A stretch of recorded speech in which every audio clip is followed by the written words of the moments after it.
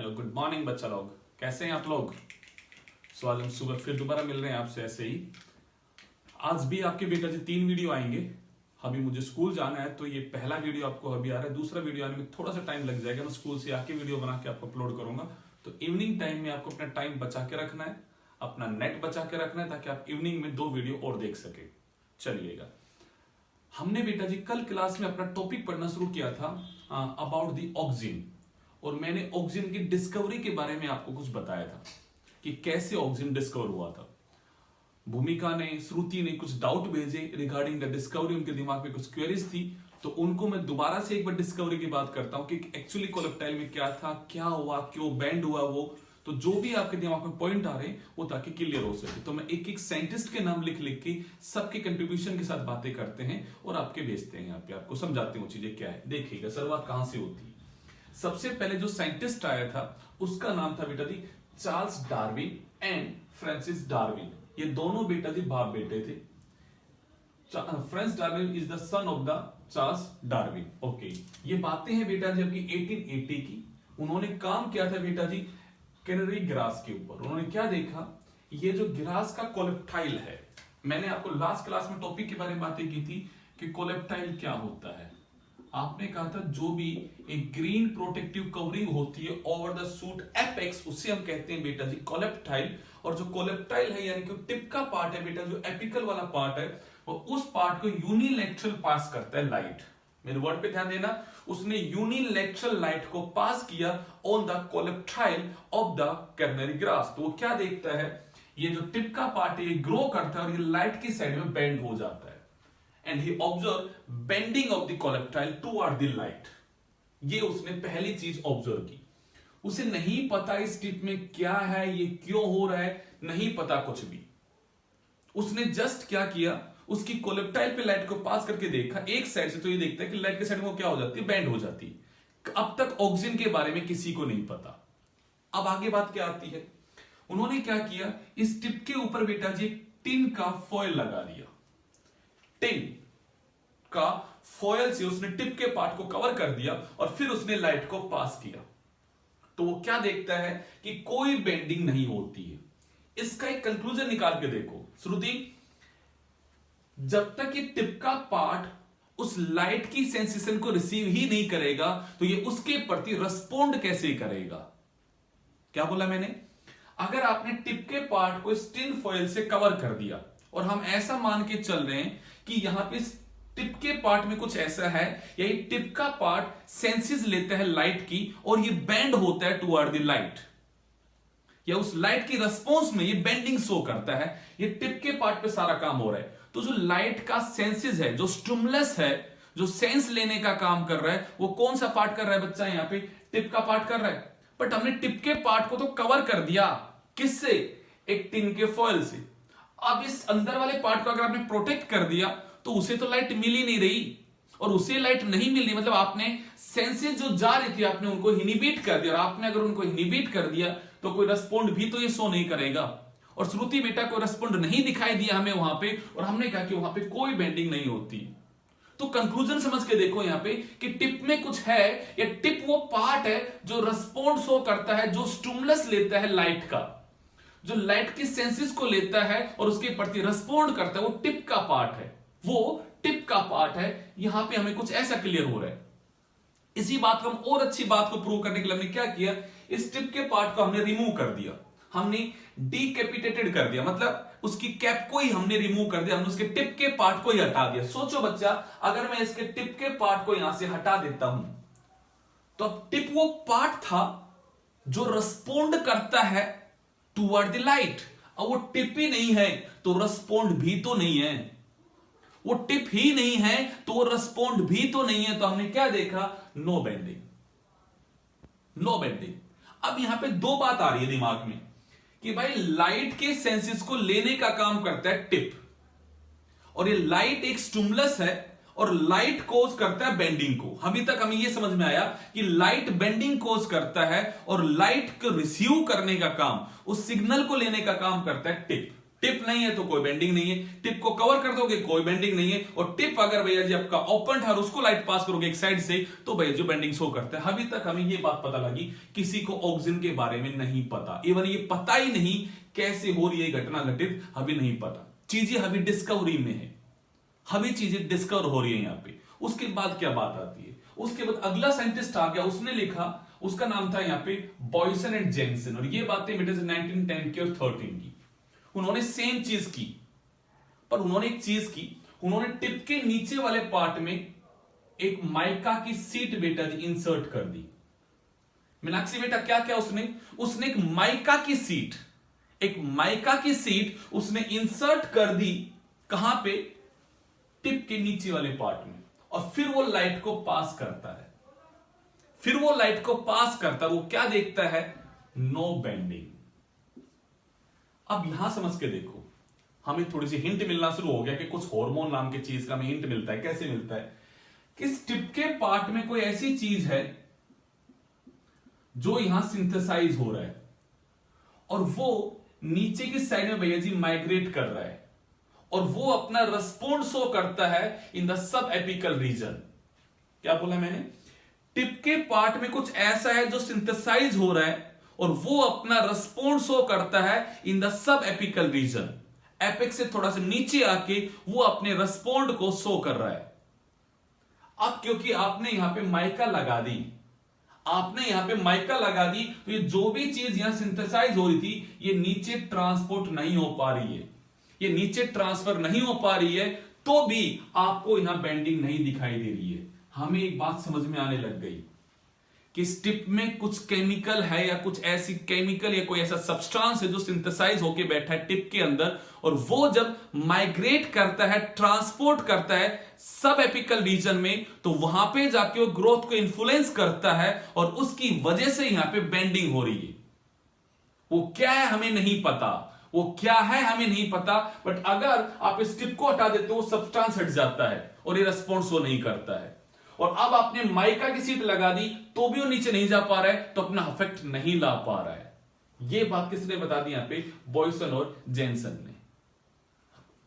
अगला साइंटिस्ट आता है पाल, इसने ये कह दिया कि भाई टिप के पार्ट का जो मूवमेंट होता है, जो बेंडिंग होती है, उसमें लाइट का कोई योगदान ही नहीं है, उसमें लाइट का कोई योगदान नहीं है, उसमें योगदान सारा इस टिप का है।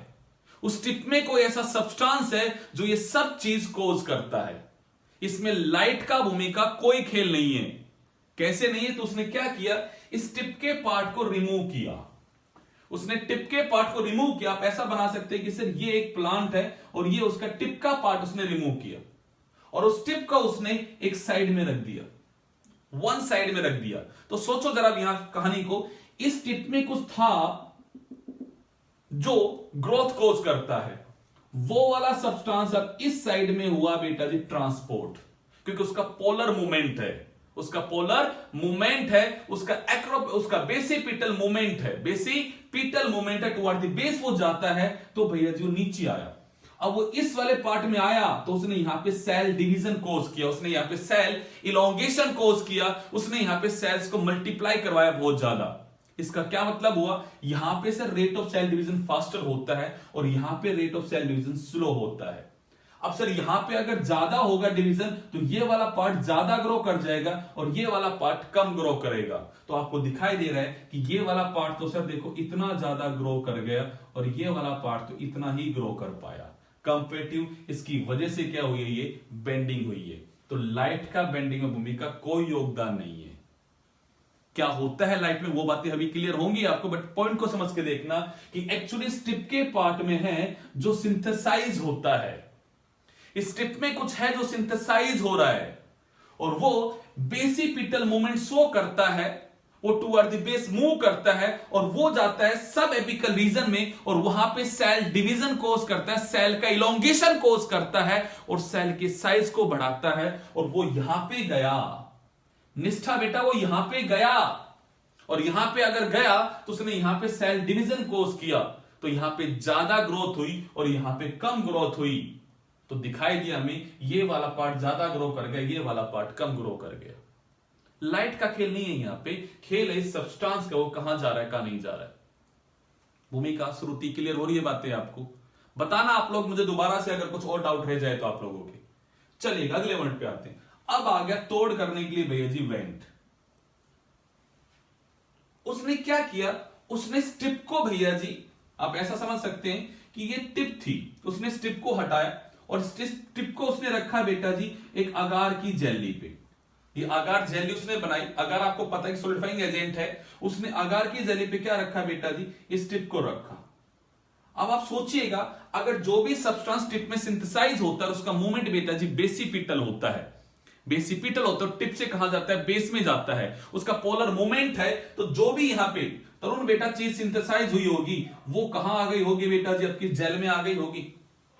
और अगर वो जेल में आ गई तो जो काम ये टिप कर रही है वो काम ये जेल भी करेगी। अब यहां पे तो हमने क्या किया, हमने भैया जी टिप को तो यहां से हटाया, हमने जेली अगार जेली को बेटा जी प्लेस कर दिया कहां पे, एक साइड में।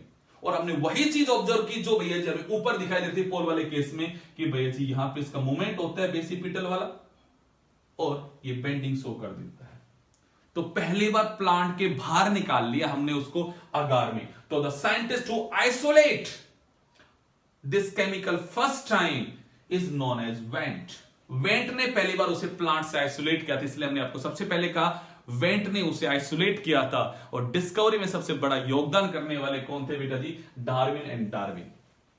शुरुआत यहां से की थी और इस तरह से चार अलग अलग साइंटिस्टों का अलग अलग योगदान था। हम उस बेंडिंग को समझ रहे हैं कि बेंडिंग हो कैसे रही है। इस जनाब ने काम किया था ओट प्लांट पे और बाकी क्या अपनी बातें की, कैनरी ग्रास पे काम हो रहा है यहाँ पे, और इस तरह से सारी बातें हुई। मैं दोबारा बातें बोल रहा हूं, यहां पे जो सब्सटेंस है वो जाता है सब एपिकल रीजन में और वहां जाके बेटा जो सेल डिवीजन कोज करवाता है, सेल का इंलार्जमेंट कोज करवाता है, जिससे ग्रोथ ज्यादा होती है।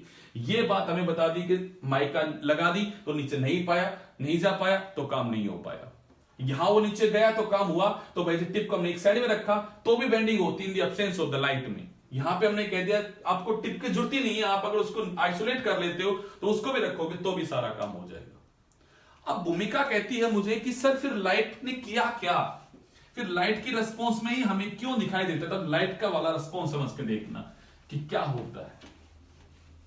तो आप हेडिंग डाल सकते हो अपनी नोटबुक के अंदर, फोटो पैरेडिज्म, ट्रॉपिक मूवमेंट। आप हेडिंग डाल सकते हो बेटा जी tropic movement.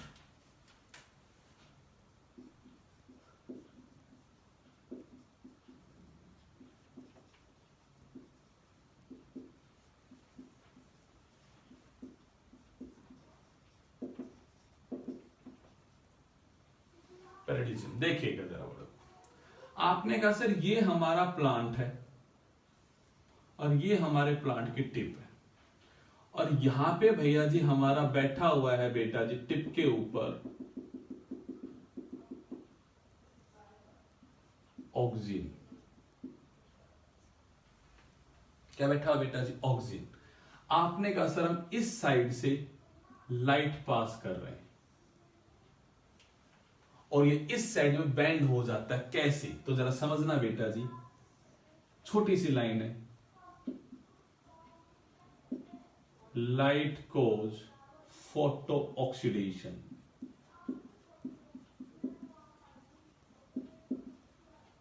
Of oxygen, light cause photo oxidation of the oxygen.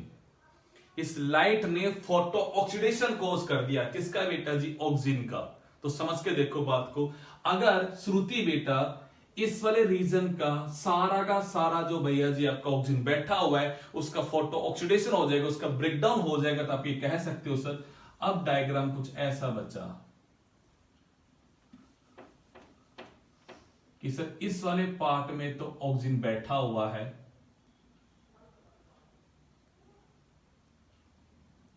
और इस वाले पार्ट में ऑक्सीजन अब्सेंट है, या मैं कहूंगा ऑक्सीजन यहां पे टूट गया पर कम बचा है। तो वो आपने कहा यहां पे ऑक्सीजन मिनिमम है और यहां पे ऑक्सीजन मैक्सिमम है। तो जिस साइड से आपने लाइट पास की उस साइड में ऑक्सीजन का हो गया फोटो ऑक्सीडेशन। तो पारस बेटा सोचिएगा, अगर उसका ब्रेकडाउन हो गया है तो उसका अमाउंट कम हो गया, और उसका अमाउंट अगर कम हो गया ना तो उसका इफेक्ट भी तो कम होगा। अब आपने कहा सर इसका ऑक्सीजन का मतलब होता है टू ग्रो, ये ग्रोथ कोज करता है, ये सेल इनलार्जमेंट कोज करता है, ये सेल का डिवीजन कोज करता है। सोच कर देखो बेटा जी, अब अगर ये इस वाले रीजन में सेल्स का इनलार्जमेंट कोज करता है और इस साइड में सेल्स का इनलार्जमेंट ज्यादा होता है, सेल्स का इनलार्जमेंट ज्यादा होता है, तो ये वाली साइड ज्यादा बढ़ेगी। तो आप ये कहते हो सर इस केस में आपने ये कहा ये वाली साइड तो ज्यादा बढ़ गई, ये वाली साइड तो ज्यादा बढ़ गई, बट ये वाली जो साइड है उसमें क्योंकि ऑक्सीजन कम है तो ये बढ़ी, बट कंपेरेटिव क्या बढ़ी, कम बढ़ी। तो आपने कहा सर इस तरह से ये एक बेंडिंग हमें दिखाई दी। आपने ऐसा कुछ कहा कि सर ये वाली साइड एक्चुअली अगर आप ये कह रहे हो सर ये टिप का पार्ट था, तो ये वाली देखो बेटा जी इतनी ज्यादा ग्रोथ कोज कर दी, और ये वाला जनाब कम ग्रो कर पाए क्योंकि यहां पे ऑक्सीजन कम है, यहां पे ऑक्सीजन ज्यादा है। दैट्स वाई बेटा जी फिनोमिना होती है photo oxidation, that's why phenomena होती है ट्रॉपिक मूवमेंट की। दैट्स वाई यहां मूवमेंट आपको दिखाई देता है कि लाइट की साइड में बेंड हो गया है। उसका रीजन सिर्फ कितना है बेटा जी यहाँ पे कि फोटो ऑक्सीडेशन कोज कर दिया लाइट ने, इसलिए हमें लाइट के साइड में मुड़ता हुआ दिखाई देता है। ये फिनोमिना है आपके ट्रॉपिक मूवमेंट की। तो लाइट का सिर्फ ये काम था, फोटो ऑक्सीडेशन कर रहा था, इसकी वजह से वो बेंडिंग शो कर रहा था। हमने उस टिप के पार्ट को कवर कर दिया। अब समझो इस बात को, टिन फॉयल वाला जो क्वेश्चन आपने भेजा श्रुति, अब इस टिप के पार्ट को मैंने कवर कर दिया टिन फॉयल से, तो फोटो ऑक्सीडेशन नहीं हो पाया मेरे ऑक्सीजन को। और अगर फोटो ऑक्सीडेशन नहीं हो पाएगा तो ये भाई सीधा ग्रो करेगा, क्योंकि दोनों पार्ट आपके प्रॉपरली ग्रो कर रहे हैं। ऐसा इंबैलेंस तो कोज ही नहीं होगा, ऐसा इंबैलेंस तो कोज ही नहीं होगा, क्योंकि भैया जी दोनों साइड में प्रॉपर ऑक्सीजन बैठा है, दोनों साइड प्रॉपरली ग्रो करेगी तो सीधा ग्रो करेगा ना। ये तो लॉजिक सेट करो भाई दिमाग में। आई होप आपको चीजें क्लियर हो गई होंगी। इसके साथ ही बेटा जी आपका ये सब बातें खत्म होती है। जो आपके डाउट थे मैंने उनको पहले कवर किया है कि आपकी चीजें दिमाग में क्लियर हो। ये आपने रीजन जान लिया कि फोटो ऑक्सीडेशन होता है, उसकी वजह से ट्रॉपिक मूवमेंट होता है। तो चलेगा बेटा, जब ऑक्सीजन के बारे में पढ़ना शुरू करते हैं और बातें। कल बेटा जी आप लोगों ने बातें की थी, ऑक्सीजन के अंदर बैठा होता है बेटा जी इंडोल रिंग, जो कि एक्चुअली एक हेटेरोसाइक्लिक स्ट्रक्चर है। आपसे कहा जाए कि इंडोल का डोनर कौन है, तो आपने एक वर्ड बोला था ट्रिप्टोफैन। ये एक अमीनो एसिड है, amino acid is precursor of oxygen.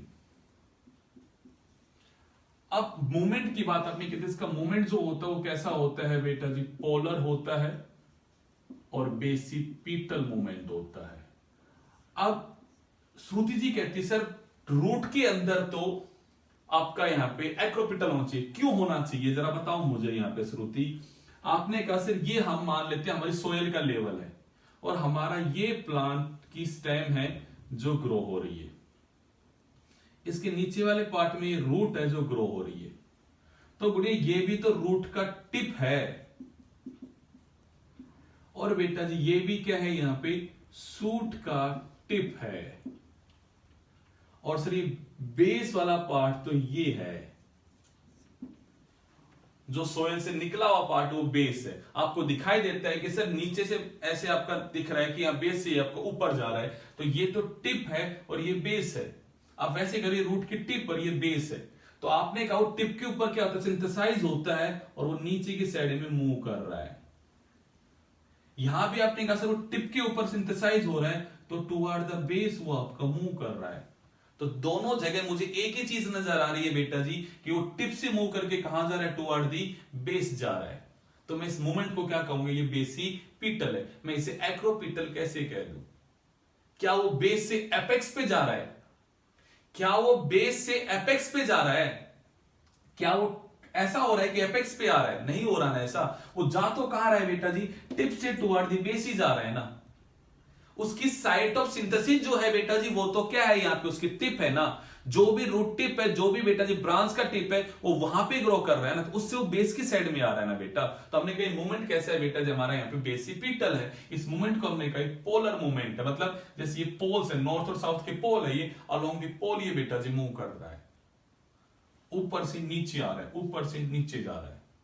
अब आप नीचे डायरेक्शन मत समझो, रूट तो नीचे ऐसे है ना नीचे, ओ भाई ऐसे नीचे क्यों समझ रहे हो, आप उसके स्ट्रक्चर वाइज समझ के देखो ना, ये भी तो रूट की टिप है ना, और दो अलग अलग पार्ट है, एम्ब्रियो के दो अलग अलग पार्ट है। आप कहते हैं एक तरफ रेडिकल है तो एक तरफ प्लूम्यूल है, प्लूम्यूल ने सूट को बनाया, रेडिकल ने रूट को बनाया, दो चीजें निकली, बट दोनों चीजें एम्ब्रियो के पार्ट में। कहते हो हम सोयल वाले रीजन से बोलेंगे ना, बेस तो उसका ये है ना बेटा। चीजों को कनेक्ट करो, समझ में आएगी बातें बेटा जी। आई होप क्लियर हुआ होगा श्रुति आपके दिमाग में। तो आपने कहा ये जो मूवमेंट है बेटा जो कैसा है, पोलर है, और ये बेसिपिटल मूवमेंट है बेटा जी। कैसा है यहाँ पे, पोलर है और बेसिपिटल मूवमेंट है बेटा जी। चलिए आपने इसके सिंथेसिस की बात कर ली। आपने कहा यहां पे हम बातें करते हैं, दो फॉर्म में एग्जिस्ट करते हैं, या तो ये नेचुरल है और वहां आपने बातें की थी इंडोल एसिटिक एसिड की, आपने बातें की बेटा जी इंडोल ब्यूटारिक एसिड की, आपने बातें की बेटा जी कि सर ये सिंथेटिक भी है,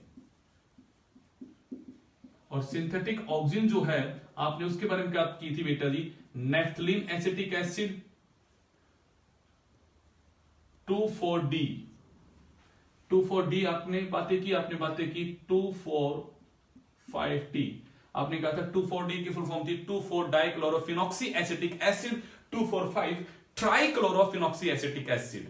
सिर्फ वर्ड यह है कि दो क्लोरो है तो आपने डाइक्लोरो फिनॉक्सिक एसिटिक एसिड बोला, यहां आपने बोला 2,4,5 ट्राइक्लोरोफिनॉक्सी एसिटिक एसिड। ये सिंथेटिक है और ये आपने का नेचुरल है। मैंने आपको स्टार बना के लाइन बताई थी, आईबीए के बारे में याद रखना, ये दोनों फॉर्म में होता है, natural as well as synthetic, के दोनों फॉर्म में प्रेजेंट है बेटा जी। बात ये हुई, आपसे कहा जाए कि ह्यूमन यूरिन के अंदर जो ऑक्सीजन मिला था वो किसका आइडेंटिकल था, तो आपको मैंने कहा था IAA, बिल्कुल आइडेंटिकल, इसका आइडेंटिकल था वो ऑक्सीजन जो हमने डिस्कवर किया था, ह्यूमन की आइसोलेट किया था from the human urine in the person that suffer from the pellagra and that occur due to the deficiency of the vitamin B3 that is niacin. Vitamin B3 से जो होता है, आपने उसकी बातें यहां पे कर ली थी। ठीक बात है, आगे चलते हैं। अवर्ड आता है एंटीऑक्सीन। कुछ ऐसे भी सिंथेटिक केमिकल्स हैं बेटा जी जो ऑक्सीजन के अगेंस्ट काम करते हैं, जैसे कि आप नाम बोलते हो PCIB, आप नाम बोलते हो TIBA, tri iodo butyric acid, para chloro, एक मिनट, पैरा क्लोरो सही है, phenoxy iso butyric acid, para chlorophenoxy iso butyric acid. Short form बोला हमने PCIB, और हमने बोला tri iodo butyric acid, full form बोली बेटा जी हमने, शॉर्ट फॉर्म बोली यहाँ पे TIB। अब आप कहोगे यहाँ पे मीनाक्षी बेटा सर ये कैसे एंटी ट्रांसपिरेशन है, तुम कहेंगे बेटा जी एक्चुअली करते क्या है, ये इनहिबिट करते हैं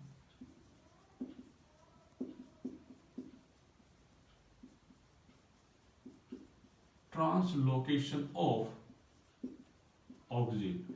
जो ऑक्सीजन का ट्रांसपोर्ट हो रहा है ये उसे नहीं होने देंगे, तो टिप पे सिंथेसाइज हो रहा है बट वो नीचे जा नहीं पाता है, तो हमने कही उसके अगेंस्ट काम करते हैं, उसके मूवमेंट को क्या करते हैं बेटा जी, इनहिबिट करते हैं। तो इनके नाम आपको याद रखना है PCIB और बेटा जी यहाँ पे TIB है। इसका प्रिकर्सर। अब बातें करते हैं what are the different function that are perform by the oxygen, तो हेडिंग डालेगा फंक्शन ऑफ द ऑक्सीजन।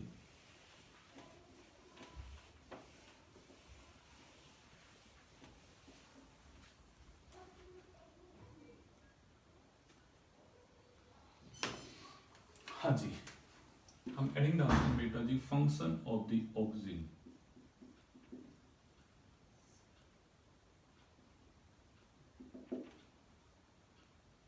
पहला फंक्शन आपने कहा सर ग्रोथ प्रमोटिंग एक्टिविटीज को क्या करता है, ये फास्ट करता है। अब अगर सोच के देखिएगा ये ग्रोथ को बढ़ाने का काम करेगा तो ये क्या क्या काम कर सकता है, इसे क्या क्या कंडीशंस बढ़ानी पड़ेंगी जिसकी वजह से ऐसा काम हो जाए। तो सबसे पहला काम बेटा जो मैं बोलूंगा, increase rate of respiration.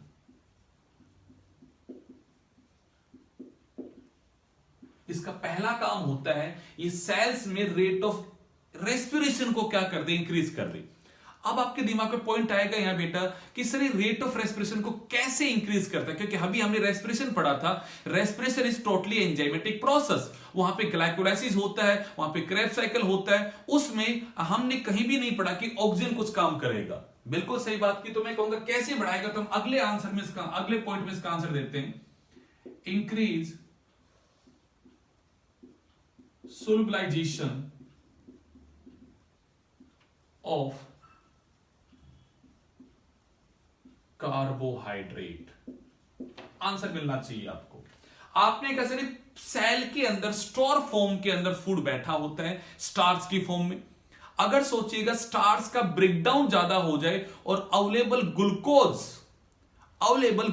Cell में अगर ज्यादा होगा, तो रेस्पिरेटरी सबस्ट्रेट अगर सेल में ज्यादा होगा तो रेट ऑफ द रेस्पिरेशन कैसा हो जाएगा, ज्यादा होगा, क्योंकि अवेलेबल सबस्ट्रेट कैसा है, यहां पे ज्यादा है। तो एटीपी प्रोडक्शन अगर ज्यादा होगा तो सेल्स के पास एनर्जी अगर अवेलेबल ज्यादा होगी बेटा जी यहां पे, तो सेल डिवीजन क्या कर पाएगा, यहां पे इंक्रीज कर पाएगा। आपने पढ़ा है कि भैया जी cell division is energetic process. तो आपने कहा कि इसका तीसरा काम था बेटा जी इंक्रीज सेल डिवीजन। अब एक बात को और समझते हैं, अगर ये बात कही गई है कि सोल्यूबलाइजेशन करता है किसका, कार्बोहाइड्रेट का, मतलब ये अमाइलेज आपके एंजाइम्स को एक्टिवेट करता है, अमाइलोपेक्टिनेज एंजाइम को एक्टिवेट करता है। जो स्टार्च है जो कि अमाइलोज और अमाइलोपेक्टिन से बना है उसका ब्रेकडाउन शुरू हो जाएगा, और उसका ब्रेकडाउन जब शुरू होगा ना बेटा जी, तो वो सिंपलर फॉर्म में कन्वर्ट होना शुरू हो जाएगा। और जब अगर वो सिंपलर फॉर्म में कन्वर्ट होना शुरू हो जाएगा तो आपके अवेलेबल मोनोसैकेराइड्स ज्यादा होंगे, और अवेलेबल मोनोसैकेराइड्स अगर ज्यादा होंगे तो सेल की ऑस्मोटिक पोटेंशियल भी तो चेंज होगी, और इनफ्लक्स ऑफ द वाटर भी तो क्या होगा, इंक्रीज हो जाएगा सेल में। और अगर influx of the water increase होगा तो सेल्स का इनलार्जमेंट होना शुरू हो जाएगा, पानी ज्यादा आएगा, वो फोर्स ज्यादा क्रिएट करेगा वहां पे टीपी, तो सेल टर्जिड होगी, तो सेल अपने आप को इलोंगेट करना शुरू कर देगी। तो मैं कहूंगा इट कॉज सेल इलोंगेशन। क्या ये चारों चीजें कनेक्टेड हुई आपस में?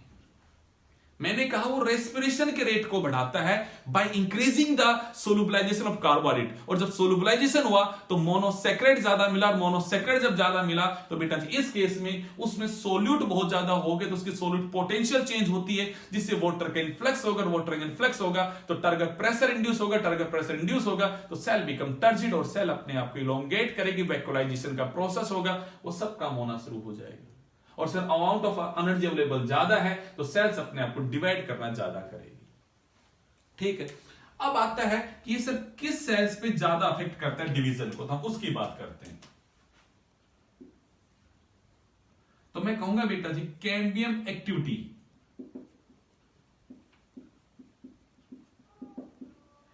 Is directly proportional to oxygen concentration.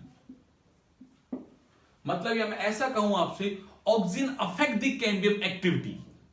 अगर एक प्लांट में ऑक्सीजन सिंथेसिस ज्यादा होने लग रहा है तो उस केस में उसकी कैम्बियम एक्टिविटी ज्यादा होगी। अब इस वर्ड को जरा समझ के देखिएगा, कैम्बियम एक्टिविटी का क्या मतलब था।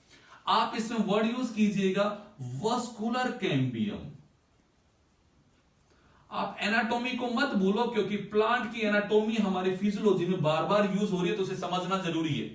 ईसा बेटा वस्कुलर कैम्बियम में अपने बातें की थी सर, वहां पे हमने वर्ड पढ़ा था कि वो डिवाइड होकर बनाती है जाइलम और फ्लोएम को। और अगर वहां पे प्लांट में ड्यूरिंग दी फेवरेबल कंडीशन, ये बात मैंने आपको जब भी बताई थी, जब आपको मैंने ये कहा था दो प्रकार की लकड़ी बनती है, स्प्रिंग वुड और ऑन्टनम वुड, जहां पे आपने कहा था कि हमारी रिंग्स बनती है, कैम्बियम रिंग बनती है, एनुअल रिंग्स बनती है, एनुअल रिंग आपने वर्ड यूज किया था। तो वहां कहा था दो तरह की लकड़ी बनती है, स्प्रिंग वुड और बेटा जी आपकी ऑन्टनम वुड। वहां भी आपने कहा था during the spring reason during the favourable condition एक सेल में, एक प्लांट में बेटा जी यहाँ पे अवेलेबल ऑक्सीजन ज्यादा होता है। ऑक्सीजन अगर ज्यादा होगा तो ये rate of formation of xylem बहुत ही ज्यादा करेगा, और जाइलम अगर बहुत ज्यादा बनेगा तो rate of the transportation of the mineral ज्यादा होगा, रेट ऑफ ट्रांसपोर्ट मिनरल ज्यादा होगा तो प्लांट को रॉ मटेरियल ज्यादा मिलेगा, उसकी ग्रोथ ज्यादा होगी। अगर सेल को रॉ मटेरियल ज्यादा मिलेगा, उसकी ग्रोथ ज्यादा होगी, और ग्रोथ ज्यादा होगी तो अपने आप को ग्रो करेगा भैया जी ज्यादा, तो उसका डेवलपमेंट फास्ट होगा। ये सब बातें आपने पढ़ी है, कुछ भी नया नहीं है जो आप जान रहे हो यहां पे। तो आपने कहा ये वस्कुलर कैम्बियम की एक्टिविटी को अफेक्ट करता है, ये बातें आपने पढ़ी है। ओके, अब अगले वर्ड पे आते हैं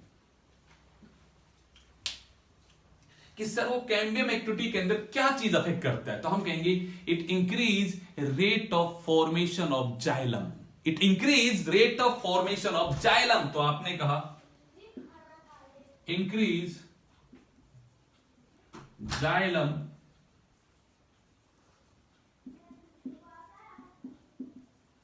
differentiation, it increase xylem differentiation. ये बातें आपने पहले पढ़ी है, बस उसको रिकॉल करने का टाइम आ गया है बेटा जी। आपने एनाटॉमी पढ़ा था कि स्प्रिंग रीजन में आपकी जाइलम ज्यादा बनती है और ऑन्टनम में जाइलम कम बनती है, इसलिए आपकी स्प्रिंग रीजन वाली लाइट वुड होती है और आपने कहा ऑन्टनम वाली बेटा जी डार्क वुड होती है। ये सब बातें पहले पढ़ाई है मैंने आपको एनाटॉमी में, जिनकी याद कर इन बातों का आपने पढ़ी है सब बातें बेटा। तो आप वही बात कर रहे हो यहाँ पे कि ऑक्सीजन का क्या क्या फंक्शन है बेटा जी, ये कैम्बियम की एक्टिविटी को बेटा जी अफेक्ट करता है यहाँ पे, और ये रेट ऑफ जाइलम फॉर्मेशन को तेज करता है यहाँ पे, और जाइलम का डिफरेंशिएशन कैसा होता है, फास्ट होता है। ये सब उसके क्या है बेटा जी यहाँ पे फंक्शन है। आई होप आपको बात क्लियर हो रही है। अगले वर्ड पे आते हैं, और क्या फंक्शन है इसकी। एक बड़ा ही जबरदस्त सा काम आता है एपिकल डोमिनेंस।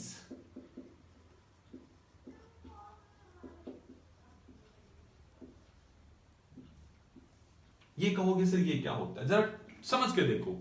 अगर हमारे टिप के पार्ट पे, अगर टिप का पार्ट है, सोच कर देखो बेटा जी, ये हमारा प्लांट है मीनाक्षी बेटा, और इस टिप पार्ट के पास ऑक्सीजन बनने लग रहा है, तो ये टिप पार्ट ग्रो होता जा रहा है, होता जा रहा है, होता जा रहा है। इस केस में इसकी लेटरल ब्रांचेस का ओरिजिन नहीं हो पाएगा।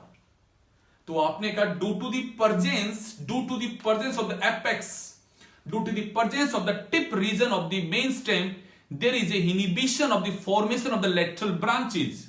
कि भाई अगर टिप प्रॉपरली ग्रो करने लग रही है, टिप उसकी मेंटेन है, वहां पे ऑक्सीजन लगातार बनता जा रहा है, तो उसकी लेटरल ब्रांचेस का ओरिजिन कैसा हो जाएगा, स्लो डाउन हो जाएगा, वो टिप उसकी सीधी ग्रो करने वाली है। आपने क्या कहा, दोबारा वर्ड को सुनना, एपिकल डोमिनेंस। थोड़ा जेनेटिक्स लगाओ, आपने वर्ड पढ़ा है डोमिनेंस, जो अपने आप को रिप्रेजेंट करता है वो है डोमिनेंट। आपने कहा एपिकल मतलब एपेक्स, अगर एपेक्स का पार्ट इंटैक्ट है, एपेक्स का रीजन इंटैक्ट है और वहां पे लगातार अगर ग्रोथ हो रही है, तो इस कंडीशन में बेटा जी उसकी लेटरल ग्रोथ क्या हो जाएगी, इनहिबिटेड हो जाएगी। मेरा कहा लेटरल ब्रांचेस का जो ओरिजिन है वो इनहिबिटेड हो जाएगा। तो आपने कहा ये प्लांट सीधा ग्रो करेगा। अब आप कहोगे सर इससे क्या है, मैं कहूंगा हमें इस फिनोमिना को इनहिबिट करना है, जिसकी वजह से हम दो जगह इसका यूज करते हैं। आपके एनसीईआरटी बुक एक लाइन बोलती है हैज फॉर्मेशन,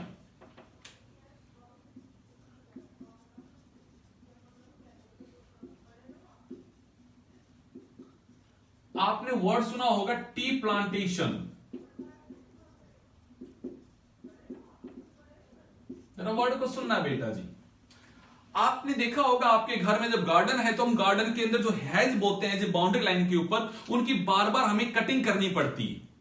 और जब आप कटिंग करते हैं उसके टिप के पार्ट को जब रिमूव करते हो तो उसकी लेटरल ब्रांचेस ओरिजिनेट होती है, और आप उसके टिप्स को रिमूव करते हो, उसकी वजह से ही भैया जो हैज आपकी डेवलप होती है और पूरी अच्छी तरीके से उसकी लेटरल ब्रांचिंग होके वो आपकी डेवलप होना शुरू होती है। बट अगर आपने हैज की कटिंग नहीं की ना बेटा जी, तो वो सीधा ग्रो करेगी, उसकी ब्रांचेस नहीं हो पाएगी प्रॉपर्ली। तो अब देखना कभी भी गार्डन के अंदर आप जब अपने गार्डन की बात करते हो तो हमें बार बार हैज की कटिंग करनी पड़ती है, उसके टिप के पार्ट को रिमूव करना पड़ता है। अरे होता है ना, जो हम ऐसे बनाते हैं बाउंड्री बनाते हैं तो उसके हमें कटिंग करनी पड़ती है हैज की बार बार, ताकि उसके टिप के पार्ट को रिमूव कर सके और वो लेटरल ब्रांचेस को भैया जी ओरिजिनेट कर सके, ताकि वो डेवलप हो सके और एक बसी फॉर्म में वो आपकी डेवलप हो सके, एक झाड़ी सी बन जाए यहाँ पे। ऐसा करने के लिए हमें ऐसा करना पड़ता है।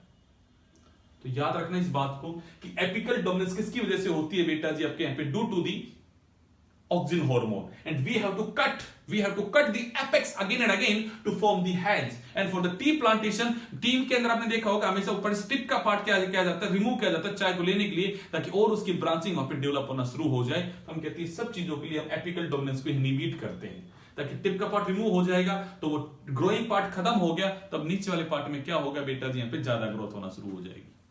ये पॉइंट है, आपको याद रखना है। अगला बेटा जी, यूज, मैं नाम लिख देता हूं, 2,4-D is used as weedicide. ये बड़ा जबरदस्त पॉइंट है। अब सबसे पहले आपको वर्ड समझना है बेटा जी कि वीड क्या होता है। आप कहते हो अनवांटेड प्लांट, जो अनवांटेड प्लांट है वो बेटा जी वीड है, अनवांटेड प्लांट आपका वीड। अब सोच के देखिएगा, आप यहां पे वीट का एग्रीकल्चर कर रहे हो, आपने अपने खेत में वीट बो रखा है, गेहूं बो रखा आपने अपने खेत में, मानसी खेत में, तरुण हमने खेत में वीट बो रखा है, और उस खेत में कुछ पेड़ उग गए मस्टर्ड के। समझना बात को मैं क्या समझाने की कोशिश कर रहा हूं। आपने अपने खेत में ग्रो कर रखा है वीट, बट वहां पे कुछ पेड़ ग्रो हो जाते हैं, किसके बेटा जी, यहां पे आपके कुछ प्लांट ग्रो हो जाते हैं, किसके, मस्टर्ड के। तो मस्टर्ड तो एक अनवांटेड प्लांट है ना, मस्टर्ड तो एक अनवांटेड प्लांट है। अब जरा वर्ड को समझना, वीट जो होता है उसके नैरो लीव्स होते हैं, और आपने देखा होगा मस्टर्ड के जो लीव्स हैं बेटा जी वो ब्रॉड लीव्स होता है। तो याद रखना बेटा जी, 2,4-D is use to kill broad leaves. ये इसका इफेक्ट है 2,4-D का कि ये ब्रॉड लीव्स के प्लांट को किल करता है। तो आप सोचिएगा, अगर हम इस ऑक्सिन का स्प्रे कर देते हैं, 2,4-D जो एक सिंथेटिक है उसका हम स्प्रे करते हैं ऐसे खेत में जहां पे हमने वीट बो रखा है या हमने नैरो लीव्स वाले प्लांट बो रखे हैं, तो उनको कोई इफेक्ट नहीं करेगा। बट जो वहां पे ब्रॉड लीव्स वाले हैं बेटा जी, ये उनको क्या करेगा, वहां पे किल कर देगा। और उनको अगर ये किल कर देगा बेटा जी यहाँ पे, तो आपने एक अनवांटेड प्लांट वहां से रिमूव हो जाएगा। तो फिनोमिना क्या हो जाएगी बेटा जी यहाँ पे, weedicide. It is use as a weedicide. मैंने एग्जांपल दिया आपको यहाँ पे 2,4-D का बेटा, जो आपको बातें यहाँ पे याद रखनी है। ओके, ये 8 हो गए फंक्शन। आगे हम और बातें करते हैं।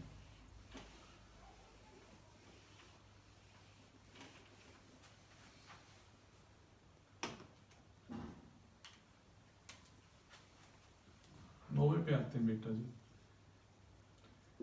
इंड्यूस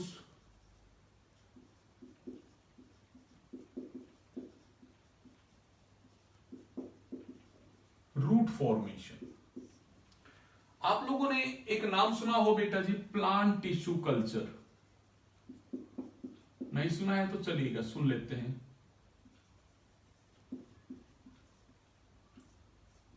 हम क्या करते हैं बेटा जी, एक न्यूट्रिएंट मीडिया बनाते हैं। अब इस वर्ड को जरा कनेक्ट करना, हमने पानी के अंदर जो भी प्लांट को ग्रो होने के लिए न्यूट्रिएंट चाहिए, हमने उस सबको मिला दिया मीनाक्षी बेटा। फिर हमने उसमें अगार को डाला और उसको सॉलिडिफाई कर दिया।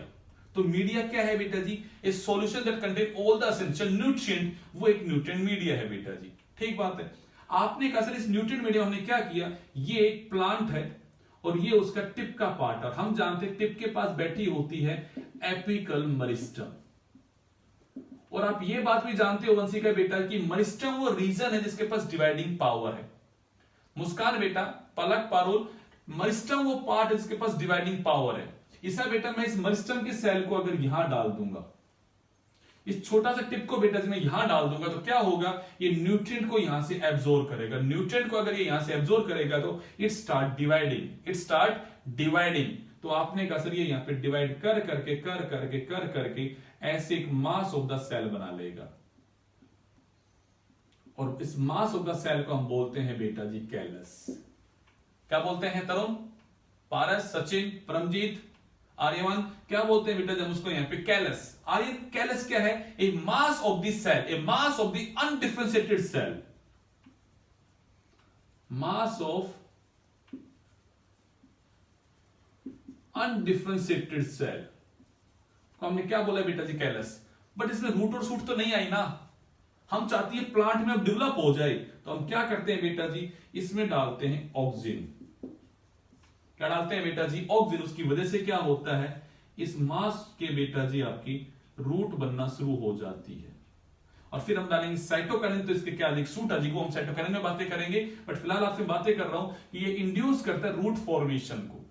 तो जो भी प्लांट टिश्यू कल्चर होते हैं, किसी भी प्लांट से अगर आप इसको ट्रीट कर दोगे तो ये प्लांट में रूट फॉर्मेशन को इंक्रीज करेगा। रूट फॉर्मेशन अगर इंक्रीज होगी तो आपने कहा surface area for the water absorption increase होगा, वाटर एब्जॉर्प्शन का सरफेस एरिया बढ़ेगा, मिनरल एब्जॉर्प्शन बढ़ेगा, तो सर प्लांट की ग्रोथ होगी। और इसका काम तो क्या है, ग्रोथ प्रमोटिंग एक्टिविटीज को इंड्यूस करना है, ग्रोथ प्रमोटिंग एक्टिविटीज को तो इंड्यूस करना है। तो इसने क्या किया, इंड्यूस करता है रूट फॉर्मेशन को, ताकि सरफेस एरिया वगैरह बढ़े यहां पे। तो आपने कहा सर ये रूट फॉर्मेशन को इंड्यूस करते हैं, मेनली हम इसका यूज करते हैं in the PTC, plant tissue culture में हम इसका यूज करते हैं to induce the root, to induce the root in the callus we use the oxygen. ये इसके हमने फंक्शन पढ़े, अभी तक हमने इसके 9 फंक्शन पढ़ लिए बेटा जी।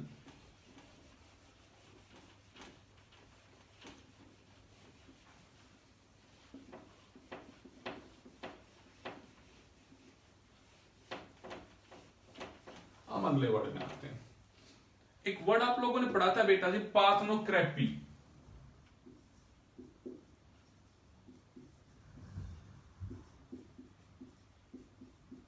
परमजीत बेटा, पार्थेनोक्रेपी हमने पढ़ा था। रोबिन, क्रिस, हमने एक वर्ड पढ़ा था पार्थेनोक्रेपी। मानसी, मीनाक्षी, तनिष्का बेटा, हमने एक वर्ड पढ़ा था यहाँ पे पार्थेनोक्रेपी। क्या था बेटा जी, जब एक ओवरी या पे कहते हैं एक प्लांट विदाउट फर्टिलाइजेशन के एक फ्रूट को पैदा करे। आपने ऐसा कुछ पढ़ा है प्लांट में कि सर जब पोलिनेशन होता है तो पोलन ट्यूब बनती है और पोलन ग्रेन जाके फर्टिलाइज करवा देता है, मेल गैमेट जाके फर्टिलाइज होता है फीमेल गैमेट से, और जो ओव्यूल था वो राइपन होके बन जाता है सीड।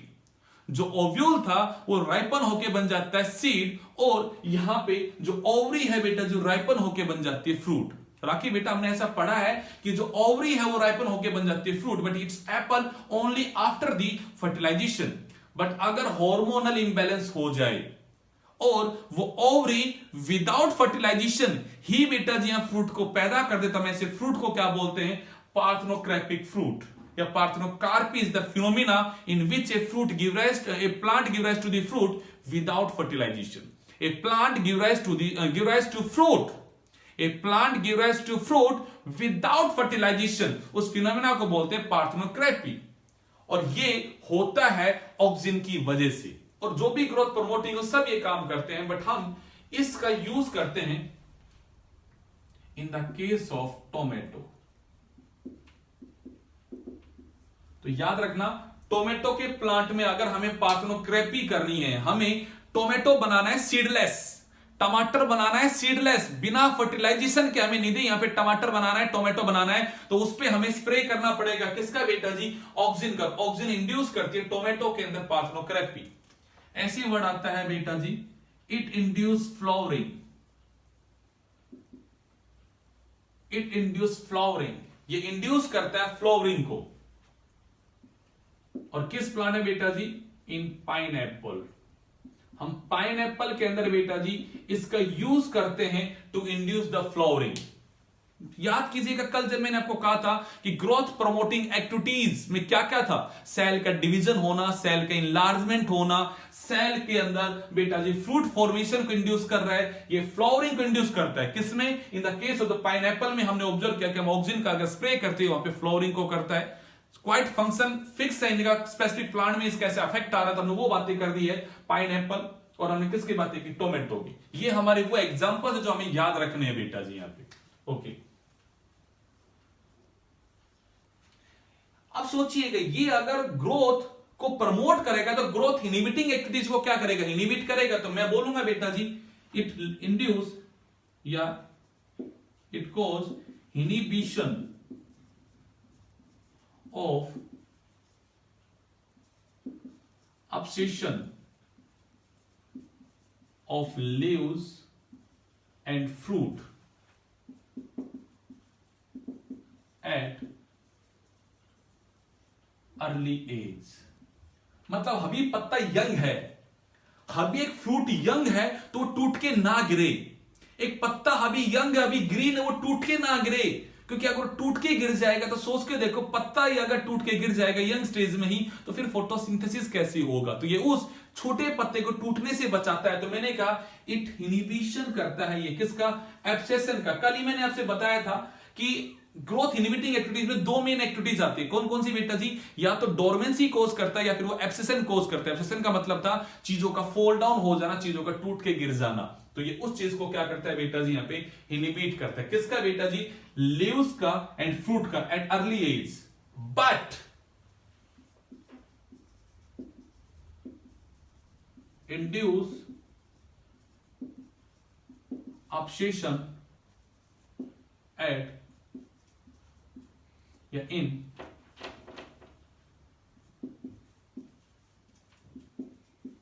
mature or old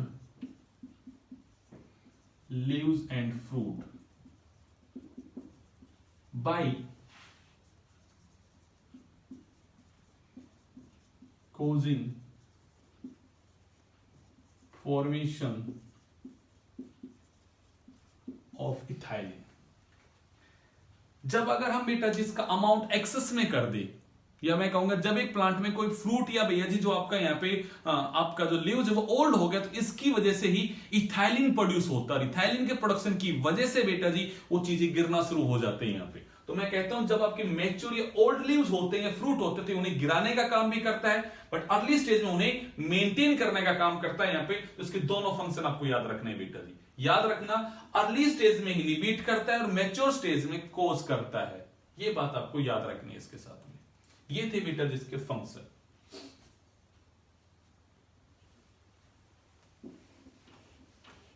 अब आते हैं अगले टॉपिक पे। एक छोटा सा बात याद रखना है आपको, बायो एसे। कई बार इसके बायो एसे पे क्वेश्चन आता है हमारी नीट में, तो आपको इसका बायो एसे भी याद रखना है। सबसे पहले वर्ड ये आता है कि बायो एसे है क्या?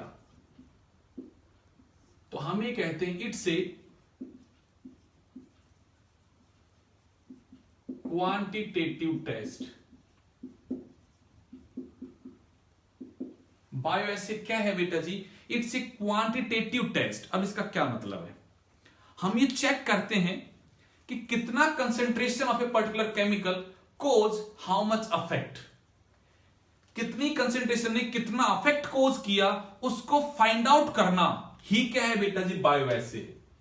तो हम एक क्वांटिटी को चेक करते हैं कि भाई मैंने ऑक्सीजन डाला तो उसकी वजह से वो फोटोट्रोपिज्म शो करता है, वो बेंडिंग शो करता है। बट कितना कंसेंट्रेशन डालूं कि उसकी बेंडिंग हो, और बेंडिंग हो तो कितनी बेंडिंग हो, उन चीजों का अगर मैं फाइंड आउट करूंगा तो वो क्या बन जाएगा? Bio assay. बात समझ में आई? यूज टू फाइंड आउट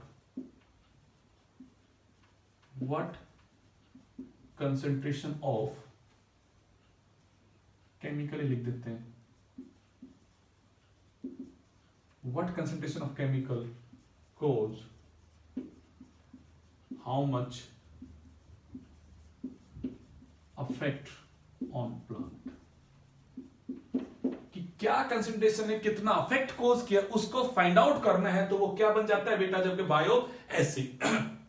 और हमने ऑक्सीजन का बायो एसिड किया था बेटा जी अवेना प्लांट के ऊपर, तो हम उसको बोलते हैं अवेना कर्वेचर। हम उसको नाम बोलते हैं एवेना कर्वेचर टेस्ट। जरा समझ के देखना। आपने कहा सर ये हमारा प्लांट है, मैं डायग्राम अगर बनाऊं,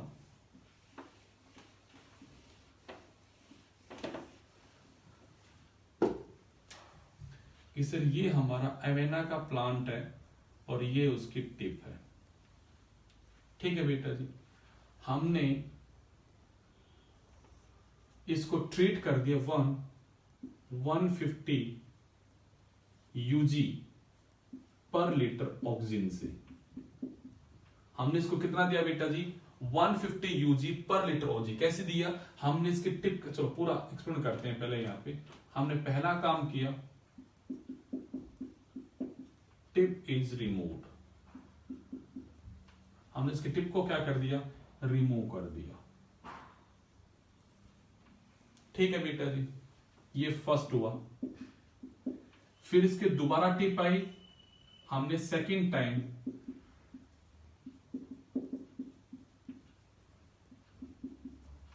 रिमूव कर दिया।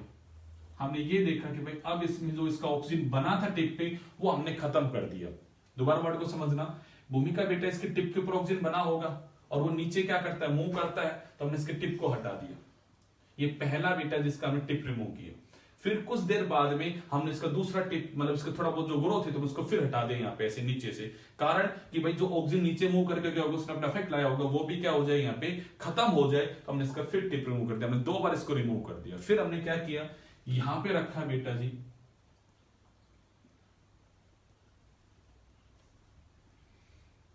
ऑक्सीजन एक आधार जाली के थ्रू, और उसके हमने कंसंट्रेशन कितनी मेंटेन की बेटा जी, 150 यूजी पर लीटर। हमने इस कंसंट्रेशन में उसको बेटा जी ऑक्सीजन दिया और हमने क्या फाइंड आउट किया,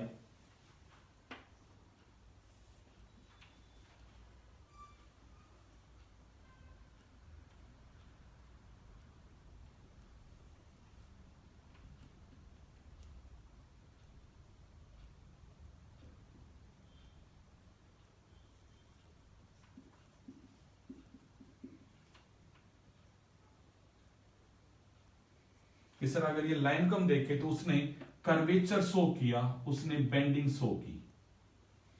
उसने क्या शो की, बेंडिंग शो की। तो हम ये कहते हैं 150 यूजी पर litre show 10 degree bending in Avena plant.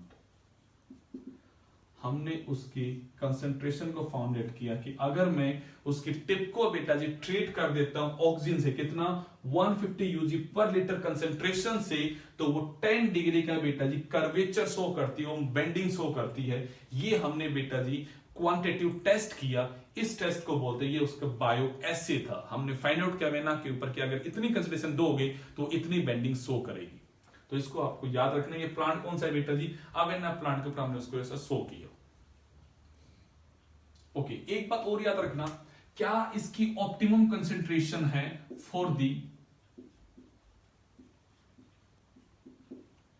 Suit and root. तो याद रखना, सूट के लिए इसकी जो ऑप्टिमम है वो होती है बेटा जी 10 ppm, 10 पार्ट्स पर मिलियन। और रूट के लिए बेटा जी इसकी ऑप्टिमम जो होती है वो बहुत कम होती है, 0.0001 ppm।